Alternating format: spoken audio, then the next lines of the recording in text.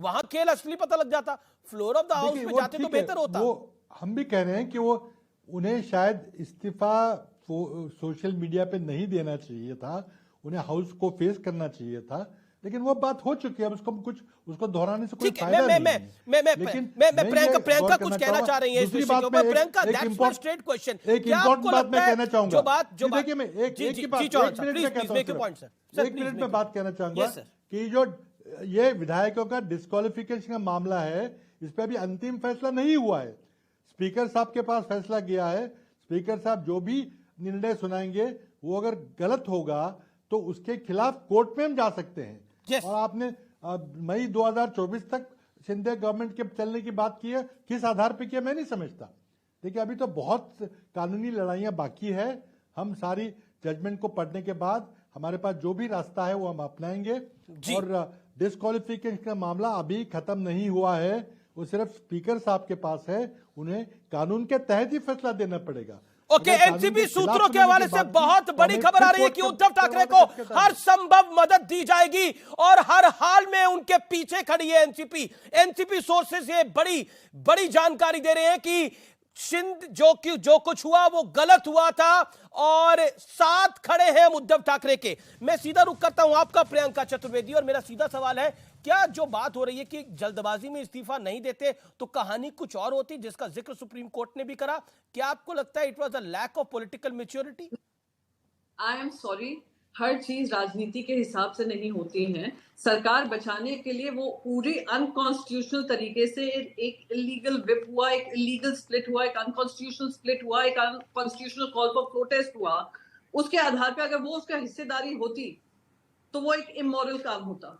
उन्होंने इस सरकारें, मैं फिर से रिपीट करूंगी, सरकारें बनती हैं गिरती हैं, बहुत सारी सरकारें गिरी, मध्य प्रदेश में गिरी, अरुणाचल प्रदेश में गिरी, राजस्थान में गिरते गिरते बची है, बहुत सारे राज्यों में गिरी, गोवा में गिरी। But that does not mean कि आप जो बेसिक 10 शेड्यूल है इन अनकॉन्स्टिट्यूशनल प्रॉपर्टी के माध्यम से पहले आप एक चीफ मिनिस्टर को मजबूर करें, उनकी पार्टी को स्प्लिट कर जो लेजिस्लेटिव पार्टी है उसको लीगल करने की कोशिश करें।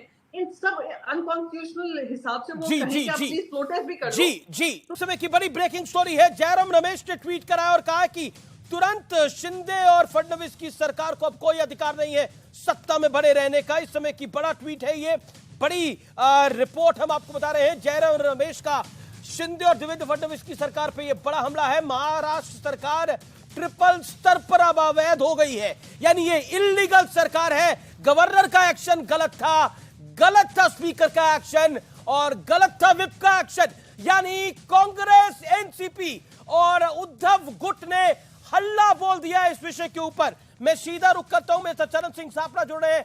चरण सिंह सापरा कुछ देर पहले फॉर्मर सीएम महाराष्ट्र के हमारे साथ थे, उन्होंने बोला उद्धव ठाकरे ने जरूर जल्दबाजी करी, लेकिन गलत तो गलत है। लेकिन गलत तो यह भी है कि एक ऑप्शन थी फ्लोर ऑफ द हाउस पे जाने की, उस पे नहीं गई एमवीए सरकार। देखिए अमीश जी, मैं आपको बता दूं कि ये सरकार तो बच गई लेकिन सरकार की साख गिर गई है।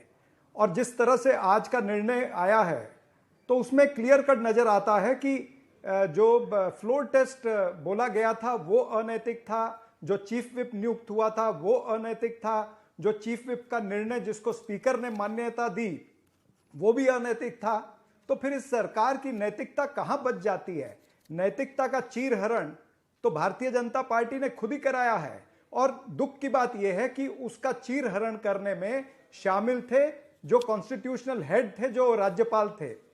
जब राज्यपाल राजभवन को राजा भवन समझेंगे, जब राज्यपाल जो हैं वो संविधान की रक्षा करने के बदले अपने पार्टी की नीतियों की रक्षा करना चाहेंगे, जब वो अमित शाह, नरेंद्र मोदी और जेपी नड्डा की टूल किट का हिस्सा बन जाएंगे, तो फिर इसी तरह का निर्णय होगा। मैं तो ये कहना चाहता हूं कि राज्यपाल जिसके ऊपर आज तीखी टिप्पणी भी हुई है, उन पर क्या एक्शन होगा? उन पर भी एक्शन होना चाहिए कि कोई व्यक्ति एक सरकार को गिरा करके और कॉन्स्टिट्यूशनली उसको तोड़ मरोड़ करके, संविधान की धज्जियां उड़ा करके अगर सरकार को गिराने में मदद करते हैं और फिर निकल जाते हैं पतली गली से, तो उनके ऊपर भी कोई एक्शन होना चाहिए। आज का निर्णय जो है वो इसी तरह का निर्णय है कि एक बिल्डिंग को आपने अवैध घोषित कर दिया, लेकिन उस बिल्डिंग को, अवैध बिल्डिंग को गिराने का, डेमोलिश करने की जवाबदारी भी अवैध उसी डेवलपर पर है जिस डेवलपर ने उसका निर्माण पर किया। आप किस हिसाब से बोल रहे हैं कि अवैध घोषित कर दिया? क्योंकि सुप्रीम कोर्ट के निर्णय ने कहीं अवैध घोषित नहीं करा।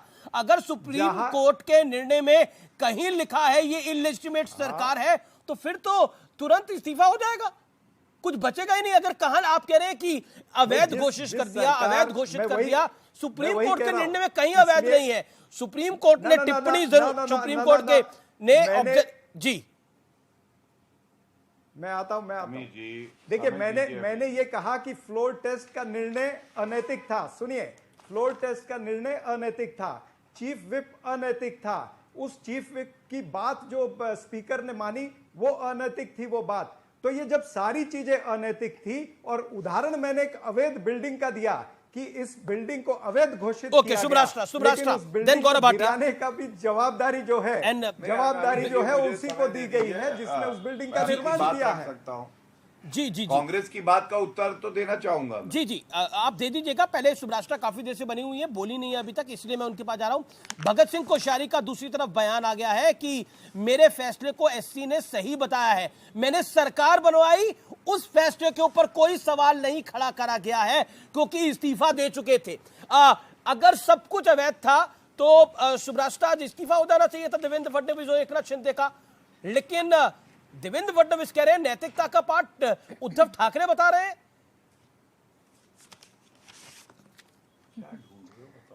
जी आमिश जी, मुझे लगता है राजनीति शायद इसी को कहते हैं। कूटनीतिक रूप से सरकार महाराष्ट्र की बनी, चाहे वो आज की सरकार हो या इसकी पिछली सरकार हो। मुझे नहीं लगता कि इसको एक्सेप्ट करने में दोनों में से किसी भी पार्टी को हिचकिचाहट होनी चाहिए। जो भी दोनों पार्टीज भी नहीं है, एक्चुअली दो गुटों का समूह है, उनको दिक्कत नहीं होनी चाहिए इस चीज को एक्सेप्ट करने में। और आज जो भी दावपेच खेले जा रहे हैं वो भी राजनीति का हिस्सा है। तो मेरा ये कहना है आमिश जी, इस पूरे प्रकरण में ये कहना है कि आप कॉमन मिनिमम प्रोग्राम की बात कीजिए ना। जब ये सरकार बनी तो इन्होंने किस वादे के साथ जनता के बीच में, और पुरानी सरकार थी वो किन वादों के साथ जनता के बीच में थी? क्या हम कुछ देर के लिए उन मुद्दों पे बात कर सकते हैं? क्योंकि सरकार ये रहे या वो रहे, जब जनता लिखेगी to the honourable chief minister's office, तो चीफ मिनिस्टर ऑफिस से वो काम होना है। अब ये आपस में ये समझ लें कि जिनके चीफ मिनिस्टर आज काबिज हैं सत्ता में या कल काबिज थे सत्ता में, उन्होंने कितना काम किया। पुराने वाले इतने ही काबिल होते तो निकलते क्यों? उनको धता बता करके सर बृजमोहन श्रीवास्तव और आज अगर सिचुएशन बिल्कुल जी बृजमोहन श्रीवास्तव, क्या उद्धव ठाकरे ने जल्दबाजी करी इस्तीफा देने में? जो बात शरद राव पवार ने बोली, जो बात पृथ्वीराज चौहान ने बोली। देखिए अमित जी, ये तो बात हकीकत है कि एकदम से उन्होंने, चूंकि वो एक नैतिक मूल्यों को उन्होंने अपने सामने रखा, वो तत्काल उन्होंने एक फैसला ले लिया। ये बात तो बिल्कुल सच है। लेकिन हकीकत ये है कि आज जो सुप्रीम कोर्ट ने जो फैसले किए हैं वो देश की राजनीति के लिए बहुत ही महत्वपूर्ण है। और उसमें यह भी सिद्ध हो गया कि जो लगातार हम लोग ये कह रहे हैं कि देश में जब से भारतीय जनता पार्टी की सरकार बनी है तब से लगातार ये संवैधानिक संस्थाओं का दुरुपयोग कर रहे हैं और देश के कानून की धज्जियां उड़ा रहे हैं। आज सुप्रीम कोर्ट ने अपने सारे तीनों आदेश में उस बात को स्पष्ट कर दिया। एक उन्होंने आदेश स्पष्ट किया है दिल्ली की 2015 में जो केंद्र सरकार ने वहां पे जो आदेश दिया था वो पूरी तौर से गैर कानूनी है और वो जन प्रतिनिधित्व कानून के विपरीत है और जनता की भावनाओं के खिलाफ है। दूसरा उन्होंने ये कहा कि महाराष्ट्र में जो तत्कालीन गवर्नर थे आदरणीय कोश्यारी जी, उन्होंने लापरवाही की, उन्होंने अपने पद का दुरुपयोग किया। उनको इस बात का अधिकार नहीं था कि वो फ्लोर ऑफ टेस्ट में चले जाते और ये ऐसा करके उन्होंने देश के कानून का मजाक बनाया है। तो हम लोग जो लगातार इस बात को कह रहे हैं कि देश में इस समय सारी संवैधानिक संस्थाओं को पंगु बना दिया गया है और भारतीय जनता पार्टी की केंद्र सरकार मनमाने तरीके से इस देश को चला रही है। ये बात आज सुप्रीम कोर्ट के आदेश दूसरी बात में ये कहना चाहता हूं कि महाराष्ट्र में महाविकास आघाड़ी का वजूद है। राष्ट्रवादी कांग्रेस पार्टी पूरी शक्ति के साथ शिवसेना के साथ खड़ी है। ओके महेश शिंदे भी मेरे साथ है, एमएलए शिवसेना के शिंदे गुट के। गौरव भाटिया रिप्लाई, वो कह रहे हैं बीजेपी ने संवैधानिक संस्थाओं को पंगु बना दिया है, एनसीपी ये कह रही है। अमित जी देखिए, जो लोग आज आपका कोर्ट के आदेश से बोल रहा हूं मैं, ये कोर्ट के आदेश से सिद्ध किया है। शांत शांत कराइए। अमित जी, जो इस तरह के बयान दर्शक सुनते हैं ना, तो ये सोचते हैं ये लोग ये मूर्खता लाते कहाँ से हैं, और दूसरे के ये साथ महा वसूली अघाड़ी का बाजार कहाँ लगता है, और सबसे गंदी सरकार चलाई। अमित जी कौन बीच हम लोग पूरे सरकार की इमेज बर्बाद करके रखी है लोगों ने। डेली न्यूज नहीं, एक सेकंड महेश शिंदे, मैं आपके पास आऊंगा। गौरव भाटिया, आप अपनी बात करो। महेश शिंदे, मैं आपके पास आऊंगा। गौरव भाटिया, पीसीआर, आप बीजेपी के गठबंधन वाले शिंदे गठ के प्रवक्ता बोल रहे हैं। Okay okay, Gaurav Bhatia. धन्यवाद। तो अमित जी देखिए क्या मूर्खता पूर्ण बयान दे रहे हैं। कह रहे हैं संवैधानिक संस्थाओं को पंगु बना दिया है। सर्वोच्च न्यायालय का जो फैसला आया, कह रहे ये अच्छा फैसला है। तो सर्वोच्च न्यायालय पहले तो संवैधानिक संस्था है, संविधान पढ़िए सबसे पहले। दूसरी बात, आज सर्वोच्च न्यायालय ने एक बड़ा सवाल उठाया है, जो सवाल हर कोई पूछ रहा है। उद्धव ठाकरे इस्तीफा देके भागे क्यों? आपको मालूम है, उद्धव ठाकरे जान गए थे कि उनकी सरकार अल्पमत में है, उनके पास बहुमत नहीं है। वो अंदर से घबराए थे, डरे थे, और उसकी भी ये वजह बताता हूं। आप याद करिए Amit ji, pre poll alliance हुआ था। प्री पोल अलायंस में बीजेपी और उद्धव ठाकरे वाली जो पुरानी शिवसेना, अब वो एकनाथ शिंदे वाली शिवसेना है, और वही सही शिवसेना है। साथ में चुनाव लड़ते हैं, सीटें आती है 161, 105 भाजपा की और शिवसेना उद्धव ठाकरे वाली की 55। अब 55 सीटें और 105 सीटें, 161 पूर्ण बहुमत। क्यों यू टर्न मार के महावसूली अघाड़ी में घुस गए, जिसमें एनसीपी और कांग्रेस को भ्रष्टाचारी बता रहे थे। तीसरी बात देखिए, अपने घर की नींव कमजोर हो, अपने घर की नींव कमजोर हो तो मोहल्ले को दोष नहीं देना चाहिए। ये बात स्पष्ट है कि उद्धव ठाकरे, जो आदरणीय बाला साहब ठाकरे की सोच थी, उसके विपरीत कार्य कर रहे थे। और जब विपरीत कार्य कर रहे थे तो उनके जो अपने चुने हुए एमएलए और किशोर तिवारी नहीं चाहते थे। ये एक बीजेपी बार बार कह रही है, अभी कुछ देर पहले अमित मालवीय ने भी ट्वीट करा है, बीजेपी बार बार इस बात को कह रही है कि उद्धव ठाकरे ने जनादेश को ठुकराया था। आपने एक तरह से जो बहुमत बीजेपी और सेना को मिला था, उस बहुमत को चुरा लिया था और 3 इकट्ठे हो गए थे और बीजेपी को अकेले छोड़ दिया था। तो तब नैतिकता कहां थी? आपने मुझसे पूछा? किशोर तिवारी से, शिवसेना के जो है।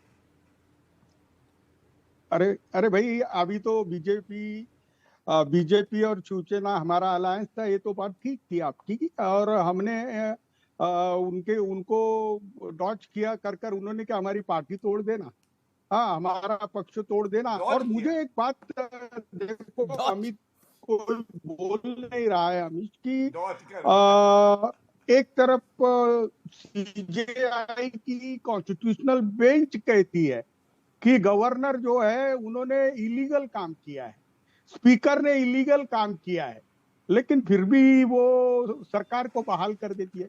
हमको तो आश्चर्य लग रहा है। जब अब मुझे तुम पूछोगे कि भाई ये क्या है, उद्धव जी ने क्यों राजीनामा दिया, उद्धव जी ने अपना स्टैंड क्लियर किया है कि जिस नैतिकता नीतिमत्ता की बात बीजेपी करती थी, उस नीतिमत्ता के आदर्श रखकर उन्होंने राजीनामा दिया है। अब उनका राजीनामा लेकिन चरण Singh Sapra, the counter point is this कि लगातार ये मैंडेट कांग्रेस और एनसीपी के खिलाफ आया था, बीजेपी और शिवसेना के साथ आया था। यूटर्न लिया उद्धव ठाकरे ने और शरद राव पवार इसमें फैसिलिटेटर बने। कांग्रेस इस अघाड़ी के साथ पहले नहीं होना चाहती थी, फिर साथ हुई। क्या आपको लगता नहीं है कि नैतिकता का पार्ट तो कौन पढ़ाएगा इस मामले के अंदर? क्योंकि ये सरकार तो मोदी के नाम पर जीत के, सीटें तो मोदी के नाम पर आई थी। मैंने भी उस इलेक्शन को कवर किया है, पोस्टर तो मोदी के बड़े बड़े लगे होते थे, मोदी का बड़ा पोस्टर होता था 2019 के अंदर, हर रैली में उन्हीं का चेहरा था। अगर देखिए नैतिकता की बात अगर आप करते हैं तो मैं बता दूं, अगर गठबंधन है तो दोनों ने एक दूसरे के पोस्टर लगाए होंगे। शिवसेना वालों ने मोदी जी के लगाए होंगे, बीजेपी वालों ने उद्धव ठाकरे और बाल ठाकरे तो आपने तो नहीं लगाए थे। ये तो इनका गठबंधन का धर्म था। एक मिनट, मैं आपके बीच में नहीं बोला था। सुनो, मैं आपके बीच में नहीं बोला था। लगाए थे मोदी जी के पोस्टर, एनसीपी ने लगाए थे। शांत रहो। अरे भाई सवाल उन्होंने जो सवाल पूछा उसका उत्तर दे रहा हूं। अच्छा, पीछे आपके मोदी जी का पोस्टर लगा है क्या? मैं आपके बीच में नहीं बोला था। पलट के देखिए, मैं आपके बीच में पलट के देखिए, नहीं बोला था। क्या आपने बाल ठाकरे जी के पोस्टर नहीं लगा लगाए के थे? चुनाव जीते बाला साहब ठाकरे के पोस्टर नहीं लगाए थे? बाला साहब ठाकरे के पोस्टर नहीं लगाए थे? अरे तो भैया आप ये बताओ, आप चुनाव में किधर थे? शांत रहिए। अरे भाई मैं आपसे बात ही नहीं कर रहा थे क्या? अमीश देवगन जी ने सवाल पूछा। अच्छा ठीक है, गौरव चरण सिंह साहब को 40 सेकंड दीजिए ना अपनी बात रखने के लिए। अच्छा 40 सेकंड, देन मेरे साथ महेश शिंदे भी है, एमएलए शिवसेना की। ओके चरण सिंह साहब। नहीं मैं अमीश जी आपने सवाल पूछा, मैं आपका उत्तर दे रहा हूँ। ये बीच में से कूद गए। अरे कूदो मत। ओ मलाई खाते हैं, कभी सागर में कूद जाते हैं। अरे मलाई पीडीपी के साथ में क्या मलाई नहीं खाई थी तुमने? अच्छा ठीक है, पीडीपी विषय नहीं है, एक सेकंड, मलाई विषय नहीं है, मलाई विषय नहीं है। एक सेकंड, ऑडियो डाउन, दोनों का ऑडियो डाउन। चरण सिंह साहब 30 सेकंड आपके, फिर मैं गौरव भाटिया आपकी बात आऊंगा। चरण सिंह साहब धोखा तो हुआ था, इसमें कोई दो राय नहीं है, धोखा तो हुआ था। अब वो किस तरफ से हुआ वो एक डिबेटेबल पॉइंट है, लेकिन धोखा तो हुआ था। ये जो मैंडेट आया था वो मैंडेट एनसीपी और कांग्रेस का मैंडेट नहीं था, उनके खिलाफ मैंडेट आया था और सरकार में वो आ जाते हैं। तो बड़ा पॉइंट तो ये है कि अगर नैतिकता की बात होगी तो पहले तो नैतिकता जब उद्धव ठाकरे ने सरकार बना ली तो उसमें ही खड़ी हो जाती है। मैं उत्तर देता हूं। जी सर। नहीं, मुझे बताइए कि इससे पहले जो मणिपुर में मैंडेट आया था क्या वो बीजेपी के लिए आया था? क्या इससे पहले जो गोवा के चुनाव हुए थे वो मैंडेट क्या बीजेपी के लिए आया था? इन्होंने हमारी सरकारें चुराई थी। क्या अरुणाचल प्रदेश में मैंडेट बीजेपी के लिए आया था? इन्होंने सरकार चुराई थी।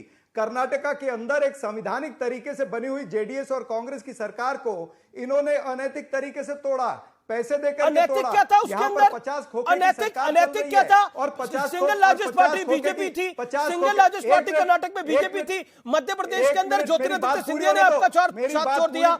मध्य प्रदेश में ज्योतिरादित्य सिंधिया आपके विधायक लेके उड़न छू हो गए तो कोई क्या करेगा? मेरी बात पूरी होने दीजिए। मैं आपकी बात पूरी होने दे रहा हूं, लेकिन अगर आप अपने दल के नेताओं को संभाल के नहीं रखिएगा तो क्या करेंगे? उद्धव ठाकरे की पकड़ नहीं थी अपने दल के ऊपर, उनके नेता दूसरी तरफ चले गए, उनके तो नेता की कहीं पार्टी चली गई दूसरी तरफ। कमाल की आप बात करते हैं। ये जिम्मेदारी तो उस दल की होती है ना। और कमाल आप बीजेपी को तोड़ लेंगे तो ये जिम्मेदारी आपकी हो जाएगी कि आपने बीजेपी को क्यों तोड़ लिया? नहीं, अमीश देवगन सुनिए, आप क्या बीजेपी के प्रवक्ता? मैं बीजेपी का प्रवक्ता नहीं हुआ। एक बात बताइए, अटल बिहारी वाजपेयी की सरकार गिरी थी एक वोट से, कांग्रेस ने मैनेज कर लिया था। सुनिए मेरी बात तो अनैतिकता क्या है? राजनीति है ये। सवाल मेरे पे ही झाड़ोगे, उत्तर तो सुन लो। हाँ, बोलो। अरे भाई उत्तर तो सुन लो। ये जो 50 खोखे सब कुछ ओके, ये कांग्रेस ने स्लोगन नहीं दिया जी। ये एकनाथ शिंदे के एमएलए लोगों ने स्लोगन दिया है। और ये 50 खोखे सब कुछ ओके वाली सरकार को ओके किसने किया? भगत सिंह कोश्यारी ने किया। ये कोश्यारी की होशियारी है।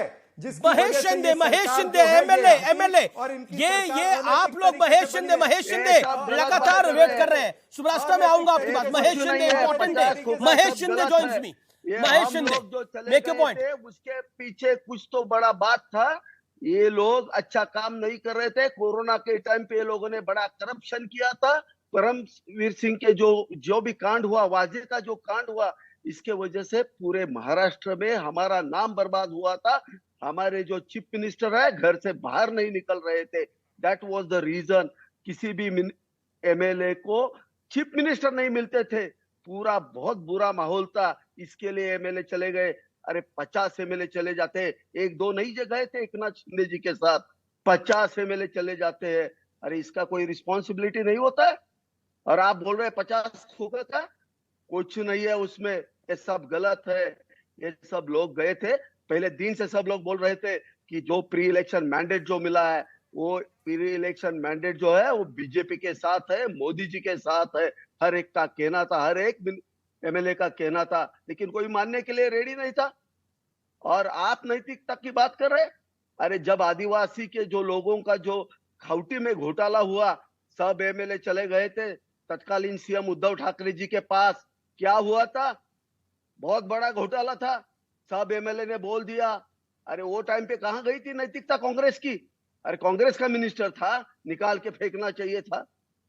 इस्तीफा लिया नवाब मलिक का। अरे दाऊद के साथ रिलेशन निकल गए। फिर भी नहीं लिया इस्तीफा, जेल में That's the जाके point. मिनिस्टर बैठा रहा, ये नैतिकता की बात हमको पढ़ा रहे, पाठ पढ़ा रहे। अब कौन अरे हमने नैतिकता जो की बात किया कर? है, किशोर तिवारी, महाराष्ट्र की किशोर जनता के तिवारी लिए बताइए हाँ, कहां हाँ, की नैतिकता? बोलता हूं। आपने बोला हमारा बहुत नेता- नैतिकता थी, बहुत बड़ी नैतिकता थी। ये एमएलए है महेश शिंदे शिवसेना के, he is saying that Uddhav Thackeray किसी से मिलते नहीं थे। नहीं, देखिए कोरोना काल में नहीं मिले होंगे, लेकिन उद्धव ठाकरे के बारे में आप जो कुछ कह रहे हैं, तो हम जनता में अभी जा रहे हैं। महेश शिंदे ने अपना स्टैंड लिया, वो चले गए, लेकिन खोके जब बोला हमारे चरणजीत ने, तो सापरा साहब ने, तो ये इतने खौल क्यों गए? ये तो महाराष्ट्र में कहीं पे भी जाते हैं एमएलए लोग, तो उनको ये कहते हैं, महेश शिंदे आप अगर राजीनामा दे देते और फिर से चुनाव लड़ते तो बात अलग थी। आप हमें नैतिकता सिखा रहे, आपने कौन सी नैतिकता पाली? ओके, आप महेश तो शिंदे, महेश अरे शिंदे, महेश शिंदे। हम देखो, प्री अरे महेश, मुझे इलेक्शन बोलने दो मैंडेट यार। किसके साथ था? मुझे बोलने आप क्या दो ना, बोल रहे हैं? मुझे आप बोलने नैतिकता दो। की बात कर रहे अरे हैं। मैं प्री मेरी पूरी इलेक्शन बात मैंडेट कर लूं। किसके पास था? अगर आप लोग मैं बात कर लूं आम पूरी, जनता तो के तुम लिए बात चुन करो। के आती है सरकार। अरे तुम 2.5 साल सरकार में रहे, चीफ जब मिनिस्टर, तुमको अरे भ्रष्टाचार 2.5 दिखा साल तब कहा तुमने रहे, राजीनामा नहीं पहले किया। दिन से 2.5 पहले साल तक 6 महीने राजीनामा से मैं नहीं किया। अनशन पे बैठा था। ठीक है, वक्त एक ब्रेक का है, आप देखते रहिए सीएनबीसी आवाज। ब्रेक के बाद ब्रेकिंग